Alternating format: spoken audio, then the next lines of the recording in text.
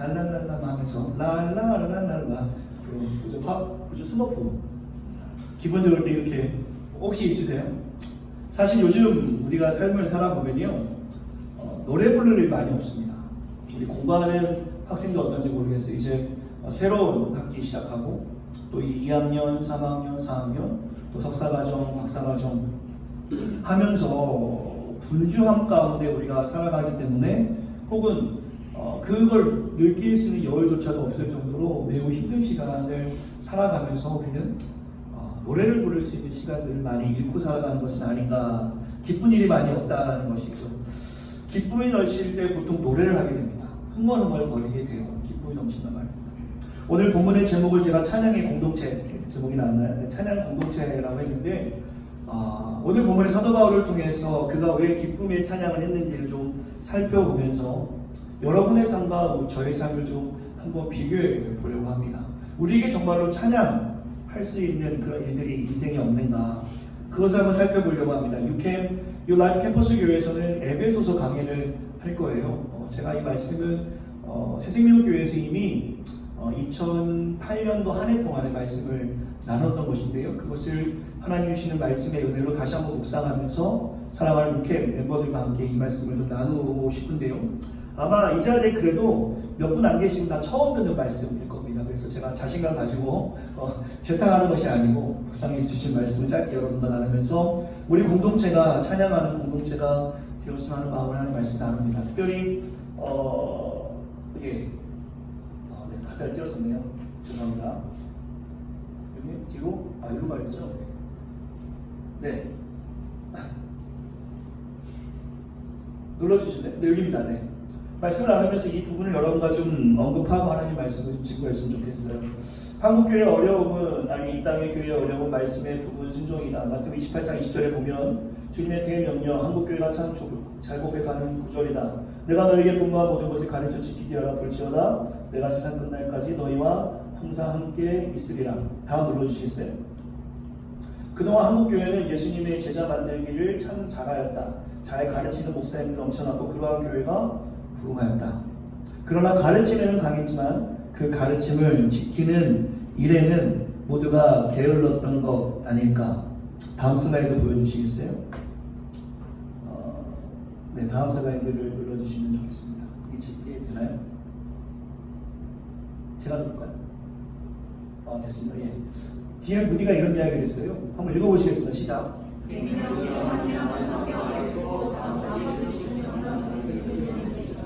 예, 무디가 이런 이야기를 했습니다. 여러분 동의하십니까? 세상은 교회를 보고 있습니다. 우리는 참 잘 배웠어요. 한국교회가 사실 너무나 잘 배웠습니다. 그러나 그 배움대로 우리가 잘 살아가고 있는가? 그 배움이 머리에만 멈춰서 머리는 커졌는데 가슴으로 내려가지 못해서 혹시 우리 모습 때문에 하나님이 가려지는 것은 아닌가? 우리에게 배움이 필요합니다. 특히 청년 때에는 배움이 필요해요. 저는 여러분들이 의심은 아닌데 신앙의 성장을 위해서 합리적 의심을 성경 속에서 가졌으면 좋겠어요. 정말 하나님이 이 땅을 창조하셨는데 어떻게 창조하셨습니까? 하나님이 나의 죄를 위해서 예수 그리스도 이 땅에 보내셨다고 하는데 그가 어떻게 감당하셨기 때문에 내 죄가 용서받았습니까? 비평하고 비판하는 마음으로 이런 질문이 아니라 신앙의 성장을 위해서 우리가 이런 질문들은 청년 때에 많이 나누었으면 좋겠어요. 그러나 배움으로 끝나는 것이 아니라 그 배움에 우리의 실천이 합쳐지는 순간이 되었으면 좋겠어요. 제가 이 자리에 서 있는 게 여러분에게 무엇을 가르치려고 서 있는 것이 결코 아닙니다.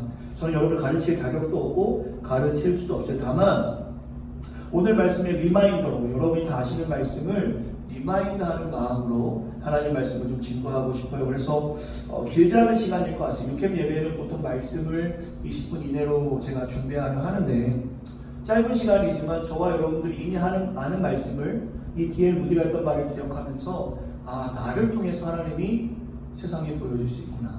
나를 통해서 우리 교실, 클래스메이트가 하나님 볼 수 있구나. 나를 통해서 나의 룸메이트가 하나님 볼 수 있구나. 나를 통해서 주변에 지나가는 사람들이 하나님 볼 수 있구나라는 도전으로 이 말씀을 나누었으면 좋겠어요. 그래서 2009년도 이 하반기 때는 아마 에베소를 통해서 신론, 기독론, 교회론 그리고 실천적 적용점들을 우리가 좀 살펴볼 것 같은데요. 이미 이 6시 예배가 우리한테 아직 자리 잡히기 전이지만 이 자리에 오신 분들만이라도 이 6시 예배를 사모하는 마음으로 우리가 주신 하나님 말씀 가운데 리마인드에서 하나님이 우리를 통해서 좀 드러나게 소망하는 마음으로 간단하게 하나님 말씀 전할 테지만 그 시간에 집중해서 그 말씀 나누고 싶습니다. 오늘 본문에 등장하는 에베소는 거대한 항구 도시였습니다. 부산 같은 그런 항구 도시였어요. 터키 지역이죠. 그쪽에 그 터키 지역 그 에베소에 스스와 제우스 신이 있었어요. 제우스 신과 그의 딸 디아아라라는 어쨌든 그 지역에 스스 제우신 신들이 있었던 곳입니다. 제가 슬라이드 하나 준비했는데 눌러주실까요? 제가 할까요? 한번 눌러주실래요? 그 시대에 있었던 아데미 석상을 보면 이런 모습입니다. 제가 됐습니다. 제가 눌러요. 네, 감사합니다. 눌러주시면 되겠습니다. 아마 석상을 제가 준비했는데요. 나올 것 같아요. 보시면 그 시대의 사람들이 풍요를 나나요? 안 나나요? 왜 안 나오죠? 이게 잘 안 되네요. 그죠? 왜 안 될까? 네. 그 석상을 하나 보시면, 네, 그 석상 모습이 어떤 모습이 아데미 석상인데요. 그 풍요를 구하는 마음이어가지고 그 아이에게 모유를 주는 엄마의 모습에서 그 모유를 주는 그 엄마의 뭐라고 할까요? 모습을 좀 풍성하게 만들어놨어요. 이렇게 벌써 모유를 몇 개를 줄 수 있습니까? 이게 풍성을 의미하는 건데 그 정도로 풍요를 구하는 샤머니즘 요소가 강했던 지역. 한국도 사실은 섬 지역에 가면요, 이런 풍요를 구하는 신들이 되게 많아요. 샤머니즘 요소가. 그래서 이 제주도는 지금은 안 그런데 한국이 20% 이상의 크리스찬이 있다고 얘기할 때도 제주도는 4%도 안 되는 기독인들이 있었어요. 지금도 아마 쉽지 않은 지역입니다. 거기와 함께 대구도 분지 지역의 섬은 아니지만 그렇게 복음을 전하기 어려울 정도로 그런 지대가 있는데요. 샤머니즘 요소가 강한 곳이 바로 이 에베소였고, 특별히 보시면 이런 모습 속에서 타락한 문화를 가지고 있던 장소가 바로 에베소의 장소였어요. 그러나 바울은 소아시아 선교를 베이스 캠프로 이 에베소를 삼으면서 이 지역에 믿는 기독인들이 있었기 때문에 그들을 잘 가르쳐서 실천적 삶을 살게 하고 싶었어요. 그래서 에베소를 쓰면서 편지를 쓰게 됩니다. 에베소 1장에 보시면 편지의 내용이 이렇습니다. 이런 상황 가운데 있는 그의 동역자들에게 이렇게 편지를 씁니다. 다음 슬라이드요. 하나님의 뜻으로 말미암아 그리스도 예수의 사도된 바울은 에베소에 있는 성도들과 그리스도 예수 안에 있는 신실한 자들에게 편지하노라. 이 에베소서는 편지입니다. 편지. 그리고 받는 사람이 명확히 연애 편지 다 써보셨죠? 요즘 연애 편지 안 쓰나요? 저는 군대 얘기를 또 오늘 하네요. 화장실에서 그 연애 편지를 보면 얼마나 그 참 고통도 다 있는지. 연애 편지 많이 받았어요. 저를 보시면 아시겠지만 여러 사람들이 편지를 줬었어요. 연애한 건 아니지만 인기가 많았는데 어쨌든 이게 녹음되죠. 자, 어떤 얘기를 했으면 좋겠습니다. 어찌됐든 대상이 있으니까 편지를 보내는 거죠. 에베소서도 대상이 있어. 누구에게 대상이 있습니까? 신실한 자들. 이 편지는 신실한 자들에게 보내는 편지입니다. 해람 형식으로 주고받는 형식의 편지였지만 이것은 사실 에베소를 향해 쓰여진 것뿐만 아니라 오늘날 신실한 하나님의 자녀인 우리에게도 주시는 말씀이에요. 신실하다는 말이 뭘까요? 처음과 끝이 같다라는 말입니다. 연애하시는 분들, 결혼하시는 분들 왜 실망합니까? 됐어 그만. 왜 우리가 실망합니까? 처음 모습하고 달라진 거예요. 옛날에는 약속하면 남자친구가 30분 전에 나왔는데 연애 오래 하다 보니까 저녁 먹고 만나잖아요. 그 밥을 사기 싫은 거죠. 밥 먹고 만나자. 혹은 마음이 바뀌어서 싸운다는 말입니다. 왜 그러죠? 처음과 나중 마음이 같지 않고 변할 때 변했다라고 이야기하는 신실함이 없어지는 거예요. 이 신실함은 처음과 끝이 같은 것을 이야기합니다. 어떤 상황에도 동일한 모습이 신실함이죠. 맡은 자에게 구할 것은 충성이라 할 때 충성이라는 단어도 faithfulness, 충성함이 많아지는 것, 바로 신실함이라고 이야기합니다. 이 죽도록 충성하는 것을 성경에서는 신실함이라고 해요. 에베소 지역에 있는 사람들에게 편지를 썼는데 그 사람들은 처음과 끝이 같은 사람들이었습니다. 신실한 사람들이었어요. 2절에서 보시면 안부를 전합니다. 2절에서 보시면 하나님 은혜와 평강이 너에게 있을 것이다. 사실 바울은 지금 어느 상황에 있습니까? 옥중서신에, 이 편지를 옥중서신이라는데요. 옥에 있는 상황입니다. 바울의 상황은 실제로는 그렇게 평안한 상황이 될 수 없어요. 그러나 그가 하나님을 찬양하며 평안함을 에베소 지역에 이야기. 왜 그랬습니까? 바로 바울은 그가 하나님을 찬양할 수밖에 없는 이유를 알고 있었어요. 저는 감옥에 들어가 본 적은 없지만 여러분은 어떠세요? 아무도 없겠죠. 감옥에 들어가면 커먼 센스로 생각해 봤을 때 답답하고 부자유하고 아무것도 할 수 없는 상태, 기쁨을 이야기할 수 없는 상태일 것 같아요. 근데 오늘 바울은 그렇지 않았단 말입니다. 3절에 보시면 슬라이드 불러주실 때 될 것 같아요. 찬송하리로다 하나님 곧 우리 주 예수 그리스도 아버지께서 그리스도 안에서 하늘에 속한 모든 신령한 복을 우리에게 주셨도다. 왜 바울이 기뻐할 수밖에 없었나? 옥에 있었는데 바로 신령한 복을 그가 받았다라고 이야기합니다. 그 신령한 복이 무엇인가? 에베소의 환경을 우리가 잠시 한번 기억하고 신령한 복을 좀 보고 싶은데요. 에베소는 당시에 타락한 문화였습니다. 타락한 문화 가운데 그리스도인들이 그 문화에서 신앙을 지키기에는 매우 어려운 환경에 살아가고 있었어요. 신앙의 정조죠, 정조. 하나님을 만나기엔 너무 어려운 시간이었단 말입니다. 여러분 어떠세요? 아침에 눈을 떠서 눈을 감을 때까지 세상의 문화가 여러분을 하여금 하나님을 만나게 합니까?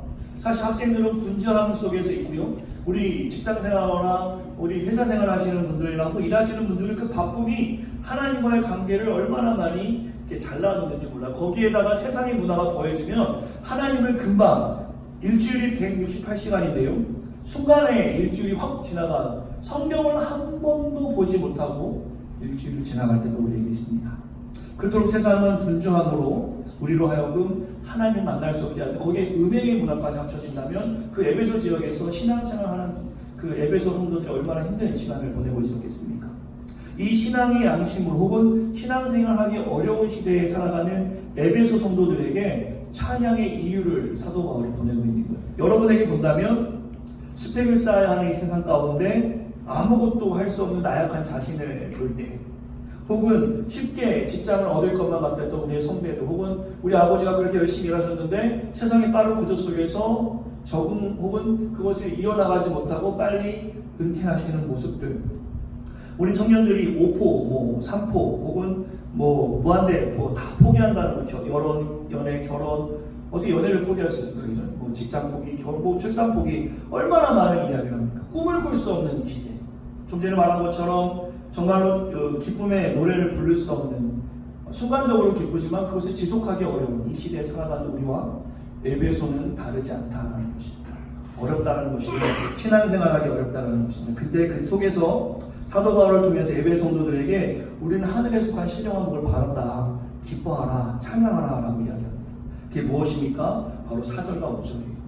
4절과 5절 말씀을 같이 읽겠습니다. 같이 한번 읽겠습니다. 시작. 곧 창세전에 그리스도 안에서 우리를 택하사 우리로 사랑 안에 그 앞에 거룩하게 하고 흠이 없게 하시려고 그 기쁘신 뜻대로 우리를 예정하사 예수 그리스도로 말미암아 자기의 아들이 되게 하셨으니. 오늘 이 말씀이 오늘 우리에게 첫 번째 교훈입니다. 우리에게 하늘에 속한 복은 뭐냐? 택했다라는 것입니다. 하나님의 자녀가 됐다라는 것이죠. 로마서 8장 29절에도 그런 말씀을 하십니다. 하나님은 미리 하신 자들로 또한 그 형상을 본받게 하기 위하여 미리 정하셨으니 또 미리 정하신 자들을 부르시고 부르신 그들을 의롭다 하시고. 요한복음 15장 16절에서 너희가 나를 택한 것이 아니라 내가 너희를 택했다. 무언가에 택함 받았다. 근데 그 무언가가 바로 전능하신 하나님이라고 사도 바울은 말하고 있습니다. 하나님의 자녀가 되었다는 택함은 우리에게 큰 은혜입니다. 좀 전에 제가 잠깐 나누었던 그 청년의 이야기를 잠시 언급한다면, 제가 운전하고 가면서 너 이야기를 성도들하고 나눠줄까? 제가 그랬어요. 그랬더니 이 영상 괜찮습니다. 그러면서 우리가 무엇을 얘기했냐면요, 복음의 가치가 이렇게 큰데 자꾸 잊고 산다는 겁니다. 자꾸 잊어버린다는 거예요. 이 너무나 큰 복음의 가치 안에 살아가고 있는데 현실을 살아보니까 언제 그리나듯이 자꾸 잊어버린다. 그 친구가 저한테 그런 이야기 하더라고요. 저도 그래요. 목사로 살아가면서 눈앞에 보이는 것에 흔들릴 때가 너무 많다라는 것입니다. 그럼 다시 본문으로 돌아가면 사도 바울이 감옥에 있는 그 상황에서 어떻게 하나님을 찬양할 수 있습니까? 바로 그가 택함 받았다. 하나님의 자녀가 됐다는 것이 그에게는 어떤 그 무엇보다도 가장 소중한 경험이었기 때문에 에베소 지역에 사는 신실한 그의 동역자들에게 지금 너희가 매우 어렵고 힘들지만 하나님의 신령한 복을 너희는 받았고 하나님의 자녀가 되었다. 그 하나님 누굽니까?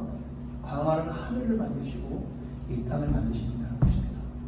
이것으로 오늘 여러분과 제가 큰 도전과 위로가 되었으면 좋겠어요. 스스로에게 질문해 보세요. 내가 지금 행복한가? 내가 지금 기쁜가? 내가 지금 흥얼흥얼할 만큼 내 안에 어떤 기쁜 일이 가득한가? 생각해보면 그렇게 많지 않을 겁니다. 여러분이 하고자 하는 것들이 아직 보이진 않고, 우리 청년들을 좀 기준한다면 아직 공부하고 있는 중이기 때문에 진로에 대한 명확함을 볼 수 없고, 또한 이미 공부를 끝내고 세상으로 나가기 준비하는 우리 선배들은 세상이 호락호락하지 않다는 것을 경험하고, 인생을 다 경험하신 우리 선배의 신앙인들은 우리를 볼 때마다 그 어려운 인생을 어떻게 살아갈까 하고 또 격려도 하지만 안타까운 모습으로 바라볼 수도 있고, 사실 인생이 우리가 가야 할 길이 마치 바울이 옥에 있는 것과 같이 자유함도 없고 힘든 일의 연속이 될 수도 있다는 것이. 그러나 오늘 바울이 봤던 그 복음, 그가 경험했던 하나님의 택하심, 이것이 그를 자유하게 했고 하나님을 찬양하겠습니다. 지금 여러분의 상태가 어떤 상태인지 저는 모릅니다. 외로움이실지, 혹은 바쁨에서 오는 고독함일지, 혹은 불확실성의 불확실함일지, 이와 반대로 평안한 삶일지 저는 몰라요. 그러나 이 모든 것, 기쁨, 분노, 슬픔, 이 어떤 모든 즐거움, 이 모든 것들은 하나님께서 우리에게 골고루 허락하신 은혜였다라는 것이죠. 그것이 합력하였을 때 선이 이루어 나간다는 것입니다. 제가 여러분들 인생을 많이 산 것도 아니고, 또한 이 시간에 인생을 논하기에는 제 경험이 풍성하지 않습니다. 그러나 저는 오늘 바울을 통해서 하나님께서 우리에게 주신 그 메시지를 보고 싶습니다. 내가 너를 택했다. 여러분과 제가 이제 해야 할 일이 무엇이냐? 그 하나님을 경험하는 일입니다. 그 하나님. 저는 유럽을 가보지 않았어요. 아마 유럽 가보신 분들, 파리, 프랑스 파리에 가면 에펠 타워가 있죠. 저는 그냥 높은 에펠 타워가 있다는 것만 알고 있지만, 거기에 가보신 성도거나 청년들은 그 앞에 있는 식당들, 혹은 그 앞에 있는 느낌들을 좀 더 디테일하게 이야기할 수 있으실 거예요. 하나님을 경험하는 것은 이것과 같습니다. 하나님을 머리로 하는 것은 이러한 어려운 일이 있을 때 하나님을 경험할 수가 없어요. 느낌을 가질 수가 없어요. 그러나 하나님을 경험한 분들은 이제 그 하나님의 디테일을 우리가 알게 됩니다. 무슨 말씀이냐면, 사도 바울처럼 하나님을 경험해야 우리가 이렇게 하나님께 택함받았다는 것을 찬양할 수 있어요. 저는 사랑하는 육캠 우리 청년들이 청년 때에 이 하나님을 경험했어야 합니다. 이 하나님을 경험하기 위해서는 여러 가지 우리가 해야 할 일들이 있습니다. 모이기를 힘써야 되고요, 배우기를 힘써야 되고요, 또한 신앙의 선배들을 통해서 인생에 대해서도 우리가 나눌 수 있는 공동체도 있어야 합니다. 육캠은 이 일을 감당했으면 좋겠어요. 이미 인생을 살아온 신앙의 선배들이 우리 후배들을 바라보면서 이런 이야기를 쉐어해 줬으면 좋겠고, 우리 후배들은 하나님을 머릿속만 아는 것이 아니라 육캠 예배를 통해서, 우리 모임을 통해서 하나님을 직접적으로 경험하여서 실제적으로 하나님에 대해서 이야기할 수 있을 때, 그때야 비로소 우리에게 어려운 일이 있을 때 절망이 아니라 그걸 통해서 하나님이 하시는 일을 볼 수 있는 것이고, 그때야 비로소 좋은 일이 생겼을 때 교만함이 아니라 그 좋은 일을 통해서 pay forwarding 혹은 쉐어링 하라고 주시는 은혜임을 그때야 비로소 성숙한 믿음으로 우리는 경험하게 될 줄 믿습니다. 택하심, 이것이 오늘 여러분과 나누고 싶은 하나님을 찬양해야 하는 중요한 첫 번째 이유입니다. 찬양팀이 같이 나와서 같이 한번 이 찬양을 했으면 좋겠어요. 하나님은 너를 지키시는 것 같나요? 하나님은 만드시는 이 찬양이 오늘 설교의 내용과 매우 정확하게 표현된 말씀이 아니라, 저도 청년 시절을 보냈습니다. 저희 청년의 이야기는 나중에 기회가 되면 좀 하도록 하죠. 제가 이 자리에 설 수 없는 상황입니다. 이렇게 멋있는 분들과 아름다운 분들과 훌륭한 분들과 이야기할 수 없을 정도로 저는 여러분과 나눌 수 없을 정도로 제 인생에 굴곡이 있었어요. 그러나 우리 성도들은 다 아시겠지만, 제가 말씀을 붙잡은 후에, 하나님을 경험한 후에, 하나님이 나를 붙잡고 계시다는 것을 느낀 후에는 제 인생이 바뀌었습니다. 저 이거 하려고 캠퍼스 왔어요. 아마 여기 우리 비 앞으로 오시는 모든 분들은 저보다 훨씬 똑똑하고 훨씬 멋있고 훨씬 하나님의 일을 크게 하실 분들입니다. 하나님 없이도 그렇게 할 수 있는 분들인데, 하나님께 붙들림 받는다면 그때부터는 여러분이 있는 그곳에서 놀라운 역사가 일어나는 거예요. 청년 사역은 그런 소망이 있습니다. 여러분들로 하여금 뭘 대단한 일을 하라는 것은 아니지만 하나님께서 여러분에게 두 가지의 말을 쓰게 하셨고 두 가지의 환경을 이미 경험하게 하셨고 이 미국권과 동양권을 다 경험하게 하시면서 많은 사람들을 만나게 하셨다는 것은 분명한 하나님의 계획이 있으세요. 우리 청년들 하겠죠. 부모님들 수고하고 고생하여서 공부하라고 또 비용도 되시고 여러분을 위해서 기도하는 부모님이라면 또 열심히 기도하고 계십니다. 그것이 그냥 우연이 아니라 하나님의 섭리 가운데 우리를 이곳에 보내셨다는 것이 바로 택하심. 이 택하심을 여러분들이 경험할 수 있었으면 좋겠어요. 그 첫 번째 단어가 이거겠네요. 하나님은 너를 만드시는 분, 너를 가장 많이 알고 계시며. 이 사실을 경험만 한다면 혹시 실패한다 해서 그것이 무엇이 우리에게 공통이겠습니까? 하나님 나를 많이 알고 계십니다. 가장 많이 알고 계시고 우리가 왜 사람들 만나면서 서운합니까? 나에 대해서 잘 모르니까 모르면서 함부로 이야기하니까 그래서 우리가 상처받고 어려움받는 거 아닙니까? 하나님을 바라보시는 거예요. 하나님은요 여러분을 너무 많이 알고 계시고 여러분을 너무 많이 깊이 이해하십니다. 그 하나님께 여러분의 인생을 맡겨보시면 어떻겠습니까? 그 하나님의 손에 붙들려 보시면 어떻겠습니까? 지금까지는 참 잘했지만 그 하나님 손에 붙들림 바 됐을 때 그때부터 여러분의 인생은 역사가 되는 것입니다. 여러분의 인생에서 하나님의 놀라운 일을 감당하시는 것이에요. 우리 교회는 새생명교회입니다. 여러분의 인생을 통해서 죽어가는 수많은 사람들에게 생명을 소개할 수 있는 거예요. 놀라운 인생이 여러분에게 보장되어 있고 예비되어 있습니다. 우리가 해야 할 일은 하나님을 경험하며 하나님이 나를 택했다. 나처럼 부족한 사람, 나처럼 연약한 사람을 하나님이 택하셔서 일하기 원하신다. 이것을 기억하시면서 우리 찬양하고 한번 같이 기도하고 제가 죽도록 예를 마치고 싶습니다. 한번 가사의 내용을 좀 생각하시면서 한번 찬양합시다. 하나님 우리를 택하셨습니다. 이것이 우리의 찬양의 의미입니다.